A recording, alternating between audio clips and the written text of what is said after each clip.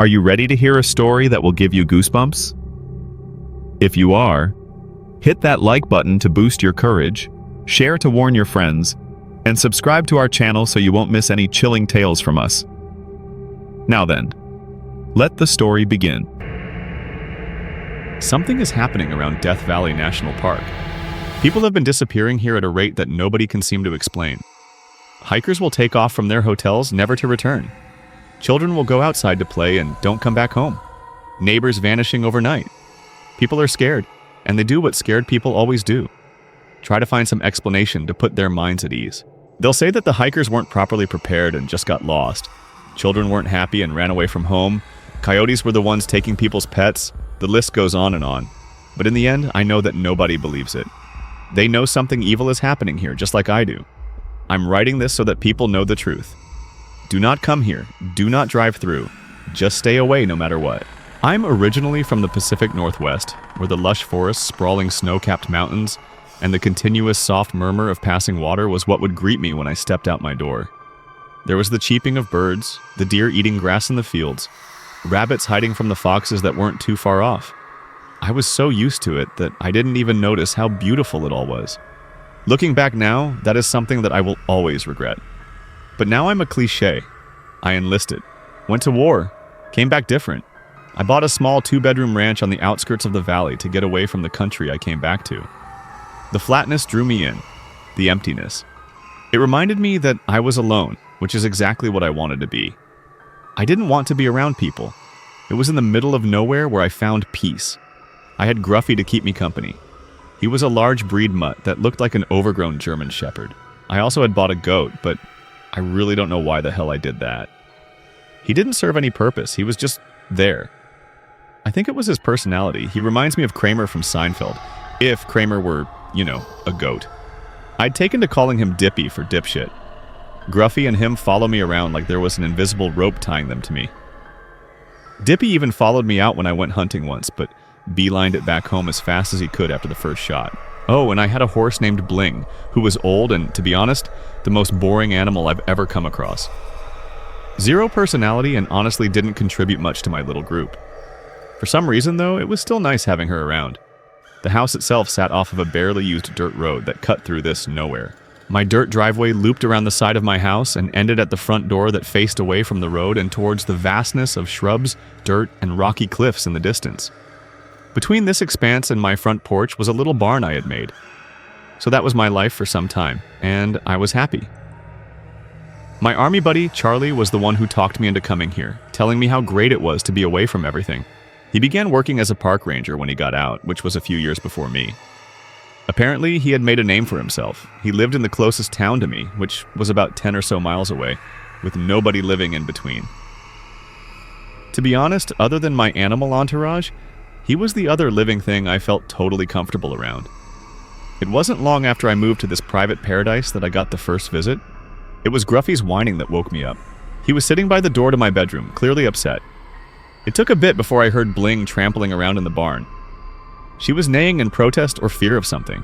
Even Dippy was freaking out, and I heard him do his weird human-like scream that I always found to be super disturbing. Before I could start trying to figure out what was happening, someone began knocking on my door. I froze. There was a reason I moved here. Not only was it secluded, but there was also no reason to be over this way. The dirt road that passed by my house didn't really go anywhere, other than to some agricultural factory type thing, which I'm pretty sure was abandoned. Sure, if you kept going past that for a few dozen miles, you'd end up at the highway, but why would you take this road to do that? I checked the clock. 2:30 a.m. The knocking continued. I threw on a shirt and gym shorts, grabbed my cell phone, and went into the den, with Gruffy following me tentatively. "Hello, is anybody there?" came the voice of the one knocking. He sounded normal enough, but that didn't make me feel any better. I eyed the rifle that I kept next to the door. "Yeah?" I called out, not really sure what else to say. "Oh, thank God. I'm so sorry for the hour, but my car broke down a ways down the road." He called back, sounding genuinely apologetic in his normal, everyday guy voice. Feeling slightly reassured, I reached for the doorknob, but then stopped. "Play it safe," I told myself. My door was one of those really old-fashioned ones that didn't have a peephole, but a small square-shaped viewing hatch about eye level that opened inward on hinges. It was locked on the inside by a sliding locking mechanism. I unlocked it and pulled it open. He was standing on the ground in front of my porch, looking flustered. I could immediately tell that the guy was not from around here. He had dirty blonde hair that looked slightly disheveled, but you can tell he probably spent an hour in front of a mirror in order to achieve that look. He was wearing fashionable clothing, which included a dark jacket and dark jeans that looked expensive, the kind that looked like it had never had even so much of a speck of dust on it. The biggest giveaway he wasn't from here. His spotless white shoes. There is no such thing as a white pair of shoes like that in the desert. "Oh, hi. Again, I'm so sorry for this. I know how late it is," he said, smiling sheepishly and giving an awkward wave. He took a step forward and was now on the porch. That's all right," I said, not sure of what else to say. "So, I don't know if you heard me before, but my car broke down a couple of miles down the road," he said. "Where were you headed?" I asked immediately. A major reason I don't like people is because I don't trust them, especially at 2:30 a.m. in the middle of nowhere. "Oh, I was just driving around," he said, still smiling timidly. "Huh? Where are you coming from?" I didn't like that answer. The guy paused. "A good few hundred miles away, but can I come in and use your phone to call for help?" "I won't be long," he asked, straightening up a bit. "Your cell?" "No service," he answered, shrugging. That actually made sense. One of the features of the area, the only reason I had cell phone service was because I was using a pica cell my carrier provided me, and I was the only one who could access it. I guess I could help him. I reached for the doorknob, then stopped again. No, it just didn't feel right. The guy shuffled impatiently, looking at the knob on his end. "Listen, I'll hand you my phone through the slot here so you can call a tow truck, okay?" I said, lifting my phone to show him. The guy paused for a second. His smile faded slightly. He didn't seem as sheepish anymore.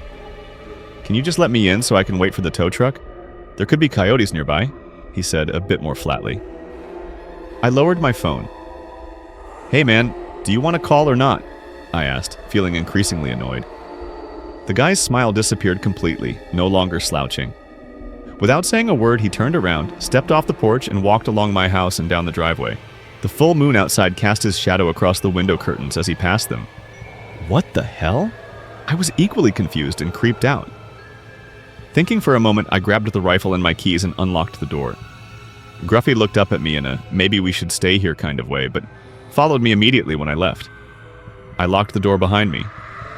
After walking along the porch, I stopped at the corner and carefully peered around it and looked down the driveway. No weird guy. He must have hit the road already. I could feel the paranoia that I would sometimes feel building up, like ice-cold water pushing through ice. I went back inside the house, shaking my head. Dr. Andrews, my doctor at the nearby VA hospital, told me I had to think of something else when I felt like this. I frantically tried to think of something, anything to stop the panic attack I could feel coming on.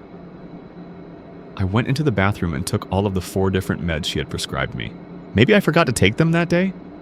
After making sure everything was locked, I rushed to my room and fell into bed. Gruffy sat next to the bed with his head resting on the pillow. He licked my face to snap me out of it like he usually did when I got like this. I took the meds. I'm fine now. I repeated this in my head until I believed it. A motorist's car broke down, so what? Yeah, he was a weirdo, but that didn't mean he was a threat. I mean, he looked like some scrawny hipster. What could he do? I eventually fell back asleep. The next day, I sat in the shade of the large Joshua tree that was a little ways behind the barn, with all 3 companions beside me. Gruffy looked like he was comatose on the ground. He had stayed up with me the entire time, making sure I was okay. Bling looked at us in contempt, like we were intruding in her shade. Dippy was laying down, head up, staring off into the distance while slowly chewing on God knows what. He reminded me of some old southern man chewing tobacco on his porch. The idea made me laugh. The quietness and the heat began to take its hold on me, and I started drifting off in my lawn chair. My phone rang. I sprung up, saw it was Charlie, sighed, and fell back into my chair. He'd often call to check up on me, make sure I was okay. I told him about the weirdo that showed up the night before, leaving out the part about my episode. He told me not to worry about it. Sometimes people just like to go for a drive to get their mind off things, he said, rationalizing why the guy would have been on that specific road at that time. I supposed he was right, though I'd never done it before. Nighttime eventually came, and after putting Bling and Dippy into their stalls in the barn, I headed inside. I think I fell asleep before my head even hit the pillow. Knocking. I sprung up, at first confused but then alarmed. Someone was here. Again. My mind immediately went to my rifle, which I had returned to its place next to the door. I checked the clock and for some reason wasn't surprised to see that it was 2:30 a.m. Bling.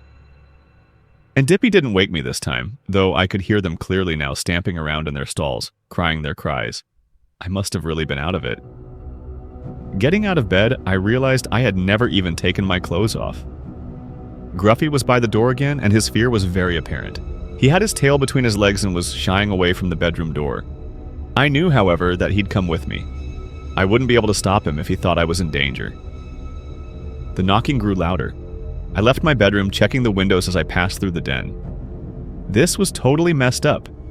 I didn't know what to think, but I knew that there was a possible threat outside and I was willing to protect myself.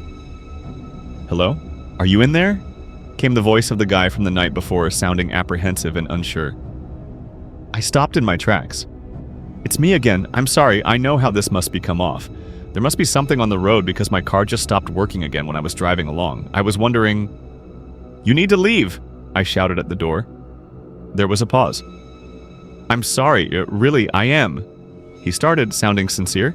"I know how weird this must seem, but I sometimes like to drive on this road, and you're the only house around. Can I just come in and use your phone? I have money. It'll be for only a second." My alarm was slowly turning to anger. I unlocked the hatch so that I could look at him and ripped it open. "Listen, guy," I started, stopping abruptly when I laid eyes on him. He was right in front of the door now, instead of at the base of the porch. He looked exactly the same. Immaculate outfit with immaculate white shoes. His expression is what bothered me. The voice was sincere and apologetic through the door, but this face wasn't. It was just a blank expression. He wasn't cowering like he was last night either, but stood unnaturally rigid. It took me a second to regain my thought. "Listen, I don't know what your deal is, man, but can you let me in? I walked miles to get here," he said without much inflection in his voice. He wasn't even trying to appear normal anymore. I reached my hand out and rested it on the rifle before saying anything. "Is that right? Walked miles on a dirt road, yet somehow your white shoes have no dirt on them?" He paused again. "Can you just let me? I need to use your phone." "My phone doesn't work. Now get the fuck..." I started, getting increasingly angry. "You were on the phone at 3:47 p.m. today," he stated as if it was just a common fact. The hairs on my arm immediately raised. "Let me inside." There was a hostility in his voice now, and I wanted nothing more than to grab my rifle and see how hostile he'd be then. But I stopped and thought of something else. "So, you want my phone, huh?" "Well, here it is," I said. I pulled my phone out of my pocket and pointed it at the guy through the hatch, then snapped several pictures. The flash of the camera illuminated the entire porch brightly each time. The guy didn't even blink or react in any way. "Now, I'm going to call the police and then I'm going to show them these pictures, so I suggest you get the fuck out of here," I threatened. I grabbed my rifle and showed it to him. "Don't come back here." The man maintained the blank expression, as if what I said didn't even faze him, and then turned around and walked along the driveway around the house. As he walked towards the road, the moon cast his shadow across the curtains of the windows the same way it did the night before. I stood in front of the door for a moment in mild shock, replaying what just happened in my head. I closed the viewing hatch and locked it. This definitely wasn't me being paranoid anymore. That was it. I was going to call the cops. After making sure that he wasn't around the house, I sat on the sofa in my den. I first wanted to make sure the photos came out all right before I called. My phone was a little old and the photos sometimes came out blurry. I unlocked the phone, then opened the app for my photos and pulled up the pictures I took. No guy. The porch was there, the beams holding up the porch's roof were there, brightly lit by the camera's flash. The picture was exactly in the spot it should have been and wasn't remotely blurry.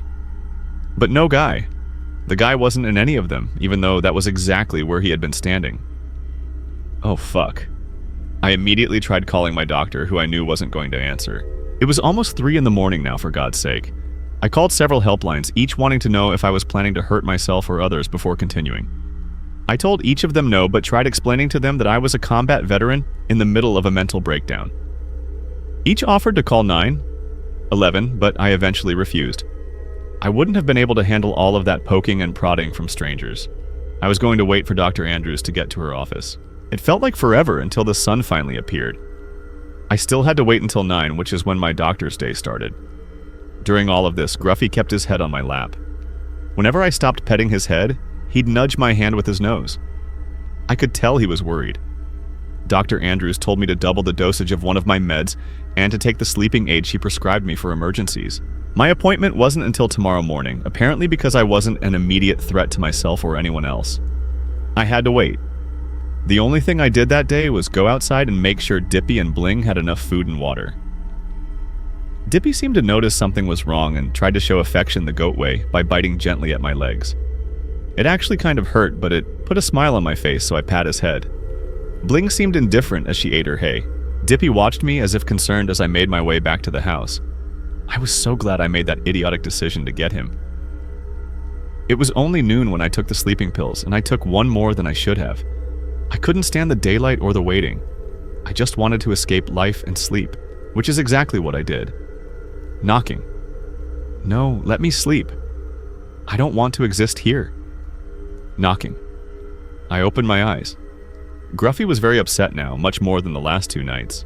She was pacing back and forth, whimpering and letting out the occasional bark. "No, buddy, it's just all in my head," I said, trying to calm him down while petting him. He didn't calm down, knocking. I heard Bling throwing a tantrum. It was as if these animals were in on it, like they were hallucinating along with me. Were they not real either? Knocking. Fine. 2:30 a.m. Surprise, surprise. I got out of bed wearing the same clothes I had been wearing for the past few days and shuffled out of the bedroom door like a zombie. Gruffy kept getting in my way, like he didn't want me to go. It's fine. It's all in my head," I reassured him. The delirium felt comforting. I continued through the den, as if marching to the beat of the knocking on the door. Left, left, left, right, left. I reached for the doorknob, but then stopped. Even knowing this wasn't real, I knew I wanted my rifle. And for some reason I couldn't explain, I definitely knew I didn't want to turn that knob. I grabbed my weapon, slung it over my shoulder, and unlocked the viewing hatch. Before I knew what was going on, several things happened at once. The hatch flung open and the guy's entire nose poked through because he had been pressing his face firmly against it. At the same time, he started pounding on the door furiously, kicking it at the same time. He began screaming, "Let me in! Let me in! Let me in! Let me in!" He repeatedly screeched at a sound and volume that wasn't human. I stumbled back. "What the?" came out of my mouth as if I had regurgitated it. Regaining my composure despite the hideous noise, I stepped forward again, reached out, and tried closing the hatch door. His nose that was protruding through the hatch's opening prevented it from closing, and his nostrils flared as he screamed and flailed on the door with his arms and legs. That's enough. I grabbed the hatch door again and slammed it as hard as I could into the thing coming through it. I felt a crack, but the hatch still didn't shut all of the way. The guy's nose continued blocking it. Before I opened it back up to try again, blood was already dripping down the inside of the door. Once opened, and ignoring how ugly the broken nose was, I slammed it again. Crunch, and again, crunch, harder, crunch. The hatch still wouldn't shut despite how broken and bloody the nose became, and the guy continued to hysterically pound on the door and scream, "Let me in! Let me in! Let me in! Let me in!"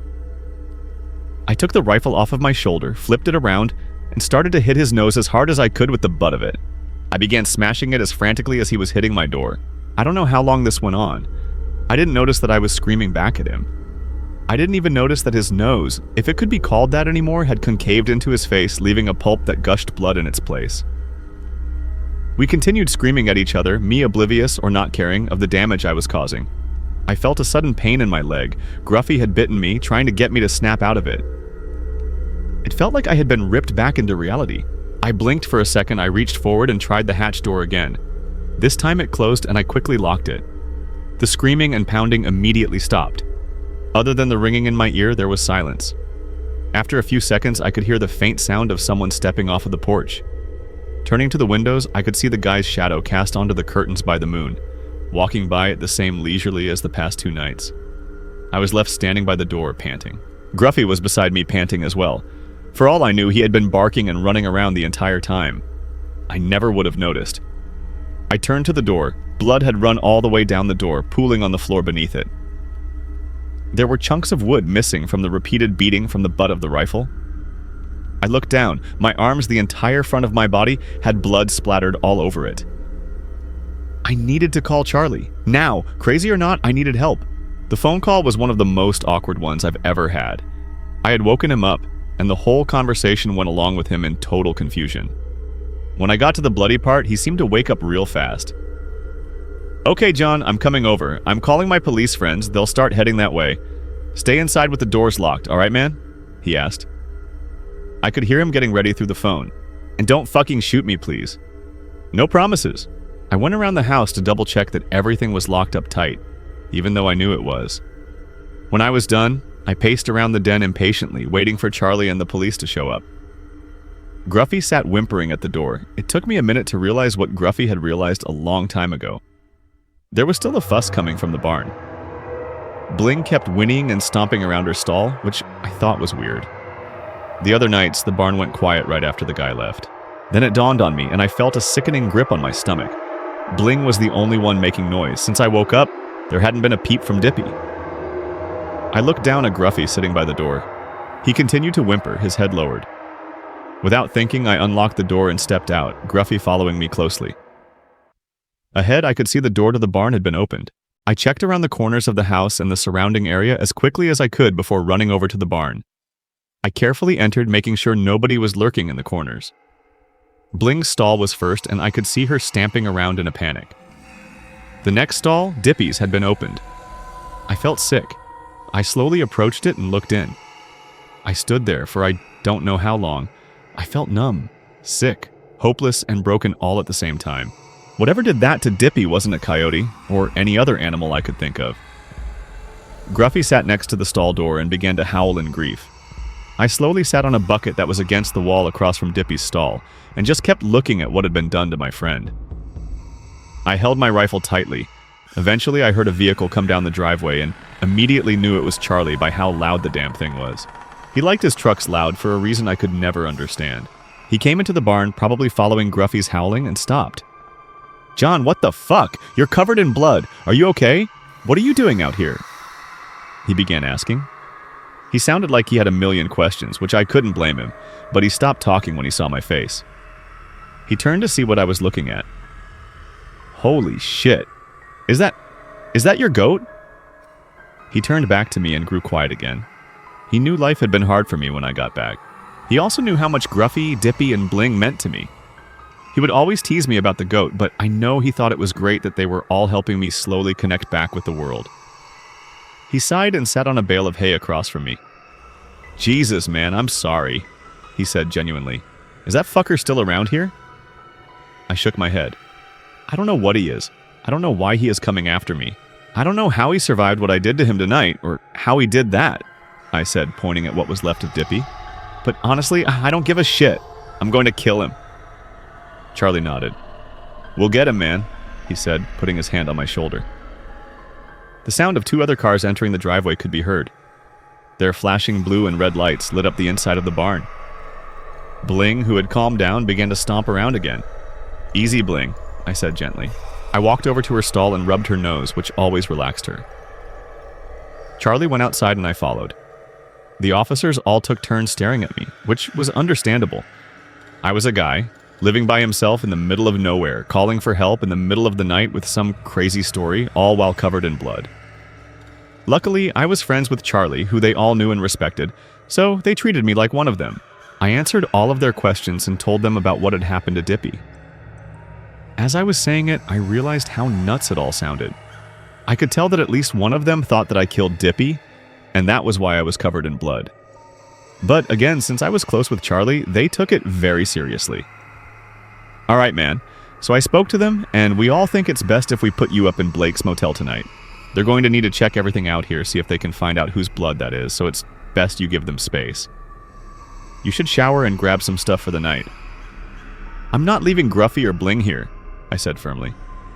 "No, man, of course not. Gruffy can go with you, and we'll drop Bling off at the stables we have at the station. There's nowhere safer for her," he assured me. I nodded in agreement and went inside to shower, followed closely by Gruffy, of course.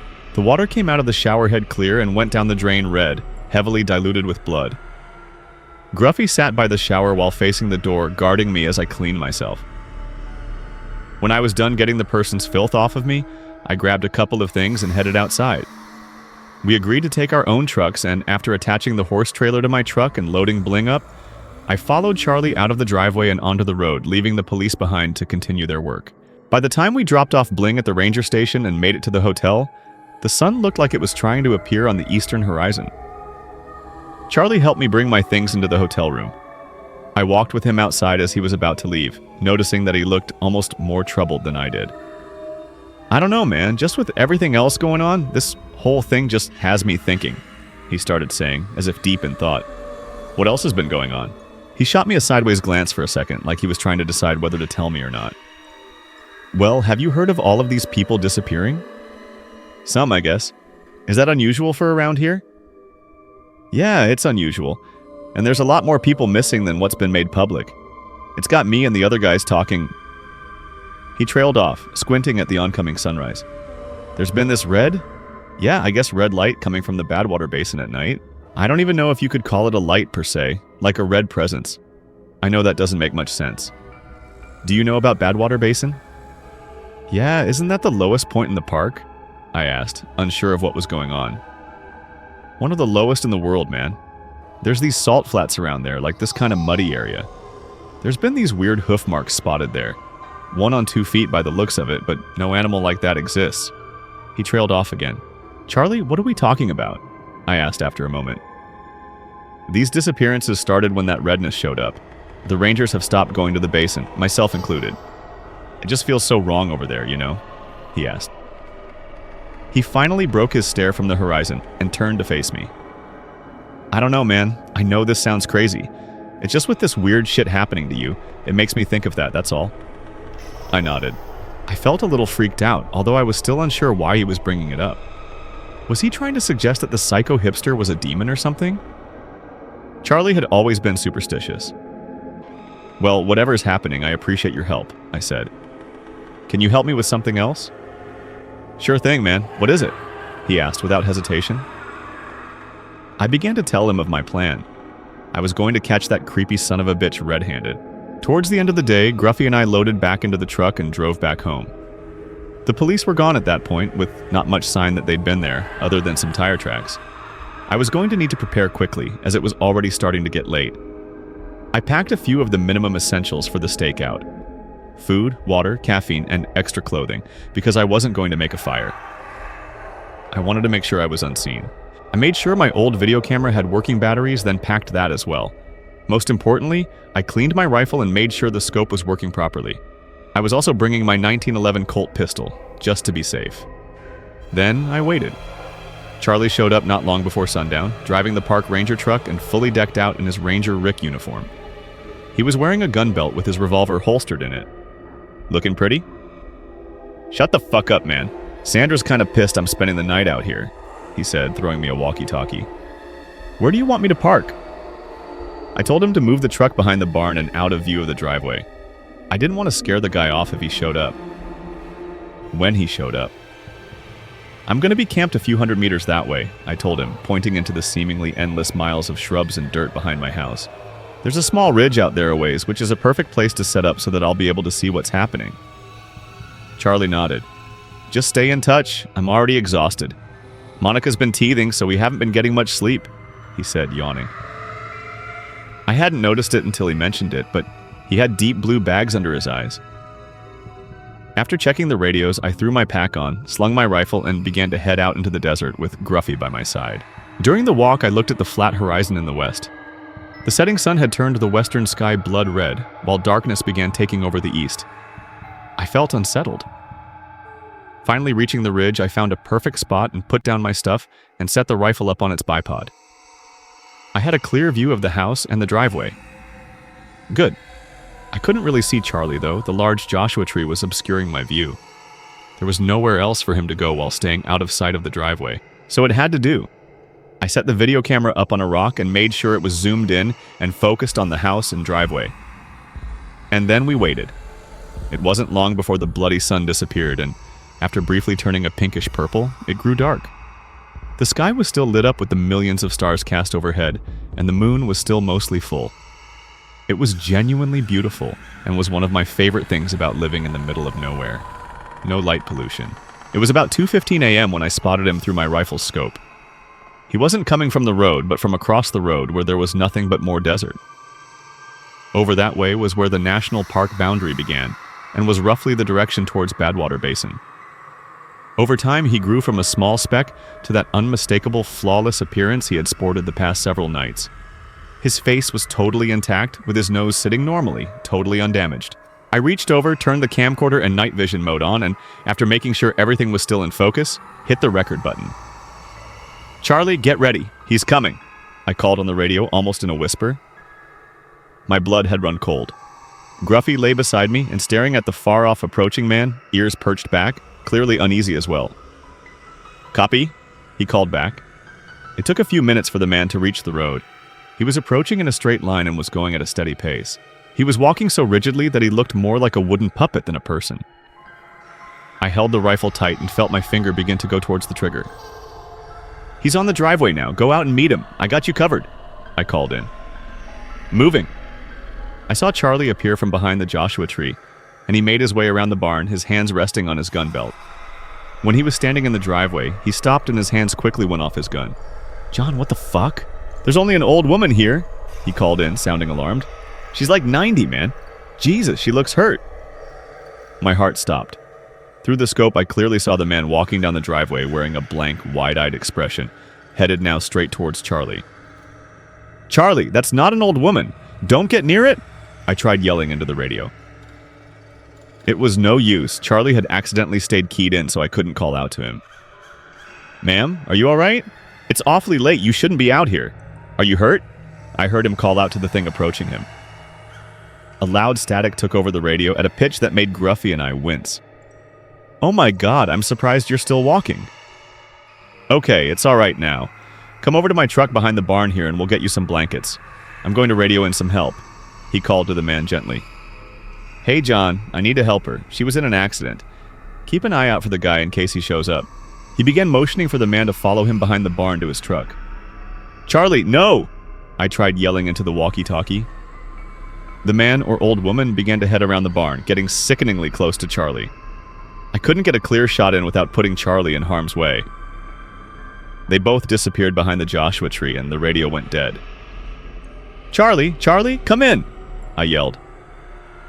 A moment went by. "Hello, is somebody there?" came the man's normal, everyday guy voice. I immediately felt sick. Gruffy began to whimper frantically. "Hello, there's a man here who is in serious need of medical attention. Is anybody there?" "Oh God, he doesn't look good. If someone's there, please come out and help." I said nothing. I desperately looked down the scope, but nobody came out from behind the tree. I was panting so heavily the lens began to fog slightly. After a few more moments, the man, the old woman, the thing, radioed in once more. "You're not in the house," he said, with no emotion or life in his voice. It wasn't a question.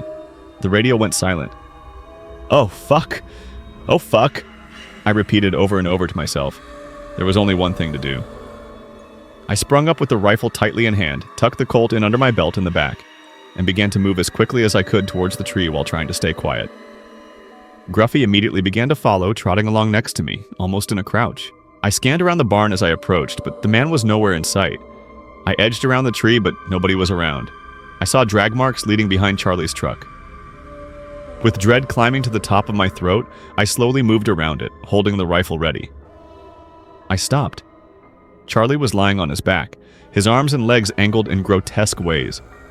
His head was spun completely around, his face buried in the dirt with a pool of blood spreading out underneath it. His park ranger hat was sitting by his side. Gruffy began to growl ferociously. "Hey!" came the man's voice from behind me. I quickly spun around. He was rounding the other side of the barn and was only about a few dozen feet away from me. His eyes were wide and his mouth agape. He looked barely human in the moonlight. He stopped. Without saying a word, I lifted my rifle and shot him in the dead center of his chest. He stumbled a few steps back, then stood back up as rigid as he was before. His face was now contorted into something I wouldn't even want to describe. "Come on, boy," I said while turning and running towards my truck in the driveway, Gruffy in tow. A loud, inhuman shriek came from behind me. I flung the door open and was about to leap inside when I heard a loud yelp. The man had a grip on Gruffy's back leg and was ripping the dog towards him. Gruffy was frantically clawing at the ground in front of him to get away, yelping out in pain. "No!" I yelled. I grabbed the pistol from out from the belt and began shooting, aiming at the face, and emptied the entire magazine into him. The man loosened his grip on Gruffy's leg and stumbled back, his head torn apart from the bullets. Without thinking, I quickly ran over, scooped Gruffy up, and moved quickly back to the truck. After slamming the door behind me and locking it, I started the truck and put it in the drive. As I peeled out of my driveway, I heard the shriek once more. I checked the rearview mirror and saw the dark outline of a figure standing where the man had been standing. I don't know what it was, but it wasn't human. It was unnatural and felt wrong to look at. It watched me as I sped down the road as fast as my old truck could go, shrieking the entire time. Everything has been a blur after that. I went to the police and they didn't believe me. After they sent someone to check my house, they held me for questioning. Charlie's body wasn't there. There was no blood, but there was an obvious sign of a struggle. Speaking of blood, they had checked the blood they found at my house that third night, and after running tests, they discovered that it wasn't human. They weren't sure what it was. Their guys had never seen anything like it. They found the video camera where I had left it, but whenever the thing appears on it, it's just surrounded by static and can't be seen. They checked my house and found my meds, so they're now positive I'm crazy. I was eventually allowed to leave, but I know I'm their prime suspect for Charlie's disappearance. I'm staying at the cheap hotel, the only hotel in town, with Gruffy. I've bandaged his leg and he seems to be doing fine.